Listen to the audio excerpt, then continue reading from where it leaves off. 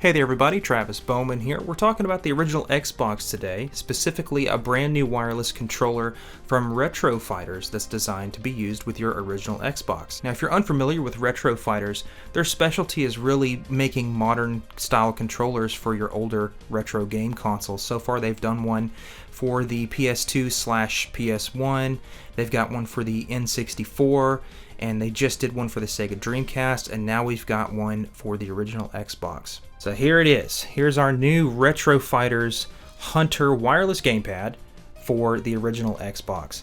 And let me just say, right off the bat, I really like the way that this thing is designed. This is probably by far the coolest RetroFighters controller that we've gotten thus far. I'm super impressed with the build quality on this.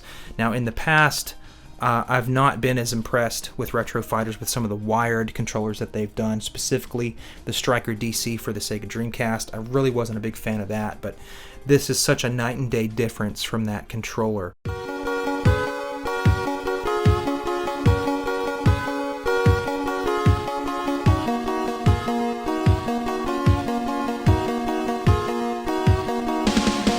So what exactly are we looking at with the Hunter? Well, you've got 2.4 gigahertz wireless technology. It's compatible with your OG Xbox, the Nintendo Switch, or your PC, which is actually really nice. We've got some pressure-sensitive buttons. A lot of people forget that the Xbox and PS2 had those pressure-sensitive buttons. We've got the Hall effect, analog sticks and triggers. A lot of these new controllers are having that, so there's no need to worry about stick driftage in the future. We've got a premium texturized grip on the back of the controller, USB-C charging, brand new D-pad, as well as a wireless rumble feature. So the first thing that we're looking at that I think is very nice is, like they said on the back of the box, we've got this really nice textured back here that's impossible to see on camera, I'm sure.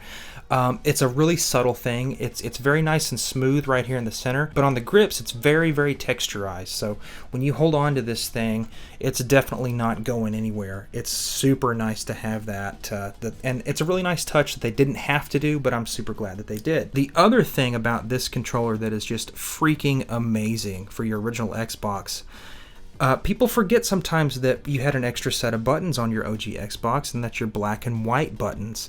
And those are really nice and cool, but a lot of times, depending on the game, they're probably a little bit out of the way. You know, it's tough to get to. So if we take a look at our original Xbox controller, the Duke. Now, a lot of people hate this controller. Some people have a soft spot for it. I actually do like it. I've got bigger hands, so it never was a huge issue for me to hold this thing, but it's very odd how large this is. But take note of your black and white buttons. It's almost like a 6-button Sega Genesis situation up here, but it's just a little offset up there at the top. Even for me, it's a little bit difficult to reach up there. So when Microsoft redesigned your S-style controller, they put these black and white buttons down here, and in my opinion it is better to have them down here, but it's still a little awkward to get down here to reach these when it's time to use them in an in-game function. But this is probably the coolest thing about this RetroFighters controller. Now on your Xbox you've got your LB and RB and then your triggers. On some of these RetroFighters controllers, specifically ones like the Sega Dreamcast that only had 2 triggers, you would have like buttons and then analog triggers that do the same sort of function. They would just be mapped to the same left and right function as far as those triggers are concerned. RetroFighters did away with that, and we've got white over here and black over here. So these buttons can be used down here if you want, or you can use them up here, which is super freaking cool, man. I'm so excited that they did that, because a lot of times it's difficult to get down here and use these buttons for some certain functions, but to have them up here on these bumpers on left and right up there is such a welcome improvement. So big brownie points to RetroFighters for that.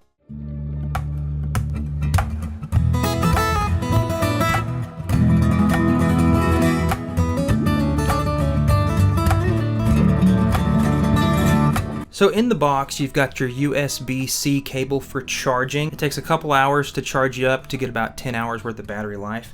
And they've given you 2 dongles here. We've got the original Xbox style dongle there, as well as a USB dongle that you can use on your PC. To be honest, I have not tested this on the Switch. I've got no interest in doing that because I've got an original Xbox instead. But I will look forward to using this on the PC. Both the dongle and the controller have a USB slot there for firmware updates. You can update the firmware on both the dongle and the controller itself. And you know, some of these wireless controllers are really kind of hit or miss for pairing, which is something that I've noticed over the years, but I've had zero issues pairing this guy up to the Xbox dongle. That's what this little button right there is for. You press it. It's searching for it right now. It's not going to find it because I don't have my Xbox turned on, but it pairs right up. I've never had any issues with that whatsoever. So you've got your start and your back button right here just like normal, and then that's very specific button in the center to pair the controller up.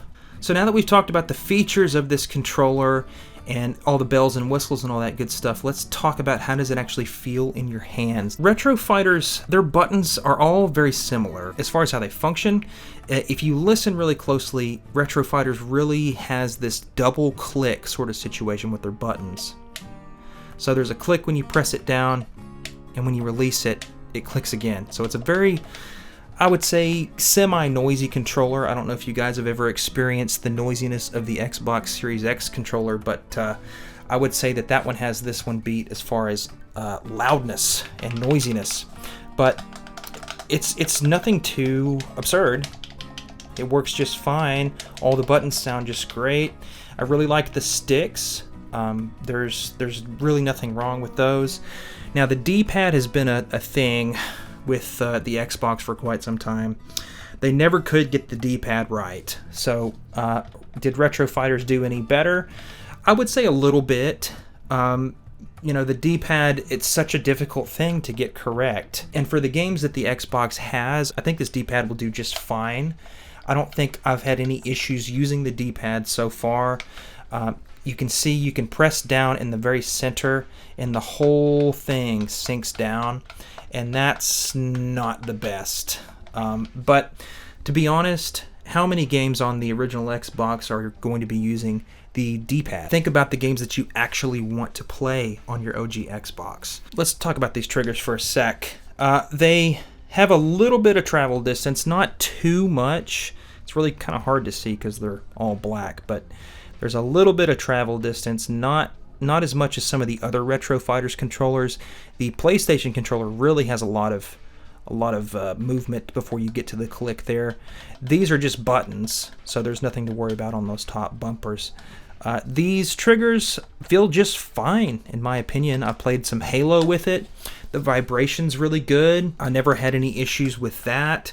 I also played a bunch of Phantasy Star Online on the original Xbox. I never had this console when I was growing up. I had a Sega Dreamcast, and then I jumped ship when Sega kind of went under, and then I got into the PlayStation 2 instead. But I missed out on a lot of really great games for the original Xbox, and I kind of went back and started collecting for it. And it's still a really, really great system. There's a lot of great games for it, and the best part about it is that most of the games are actually still pretty cheap. So if you're looking into getting into the original Xbox, you might find that some of the games that you want aren't crazy expensive as of yet, so that's a good thing. Now the other thing that's really going to be cool about the original Xbox, and if you're looking to get into it, is the fact that there are some private servers going up right now. So you can play a lot of the games that you used to play back in the day online again using those private servers such as Insignia.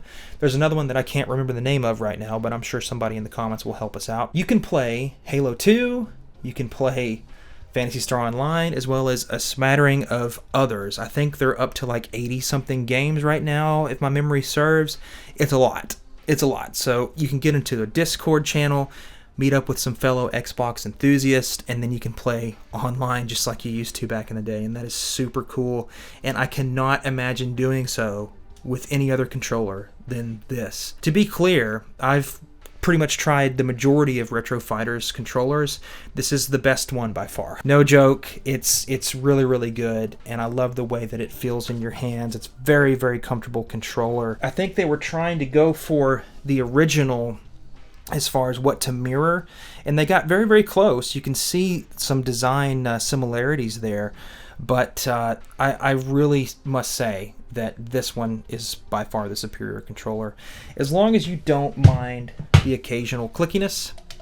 It is a little clicky, but I don't think it's going to wake up your roommate or anything like that, or your wife. And obviously the big selling point with a controller like this is the fact that it's wireless. I don't think you're going to have any issues, at least not like I was having with this wireless dongle here from Logitech. Let's just take a brief look at what we had before this thing came about. So here is the wireless Logitech controller. This was pretty much it for a while. And unless you wanted to play with a wired solution, this was what you had to work with. And to be fair, this is not a terrible controller by any means. It runs on batteries. It runs on two AA batteries. It's got a dongle. I believe it's 2.4 gigahertz wireless on this guy. So before I got this RetroFighters controller, this was the one that I was using. And a lot of people like it. A lot of people don't like it. It's actually not a bad controller. It's just, it's not very reliable. I've had instances where, you know, I get the dongle, I get it plugged in and everything, and sometimes it would just kind of cut out and then cut back in. So yikes on that. Not a very reliable controller, but this is what we've had to work with for all of these years.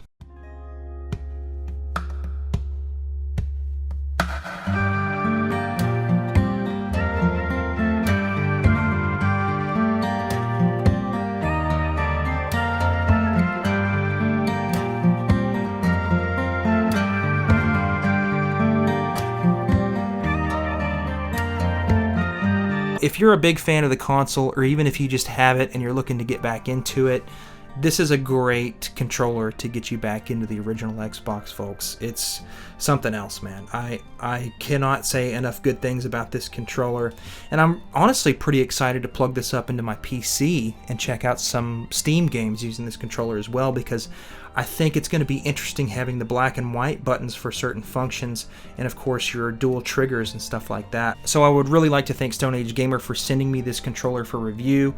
I'm super appreciative of those guys. I've been buying stuff for them for years, and I've done a review of that Dreamcast controller that I mentioned earlier, so if you want to check that out, feel free to do so on my YouTube channel. I'd really like to know what you guys think about this controller. Do you have it? Have you used it before? Are you interested in getting it? What do you think? I mean, I've tried to come up with some negative stuff about it just to kind of keep it unbiased, but I'm having a really hard time doing so. It feels just enough like the original S controller, but it still has a very modern feel. And like I said, the fact that the rumble is in there and the wirelessness is there and the battery life lasting quite a long time is just nothing but good stuff. I'm a guy that's got a lot of consoles, so I'm trying to go wireless if I can, just because of the cable management situation. This is a no-brainer for me, guys. I really like this controller, and I think you will too. If you're a fan of the original Xbox and you like the original controller, this is such a big improvement, and I'm super glad to have it. Thank you guys so much for checking out this video. You know, I'm sure you've noticed that I've got some fingernails on my right hand, but not my left hand. That's because I play the guitar. I'm a fingerstyle guitar player. I've won a couple competitions playing some fingerstyle guitar, and I play a ton of video game music, so you can find that on my channel if that's what you're interested in. And in fact, you've been hearing some of that throughout this video, so I really appreciate you guys checking out my channel. Thanks for subscribing, and we'll catch you at the next video. Thanks very much. Bye-bye.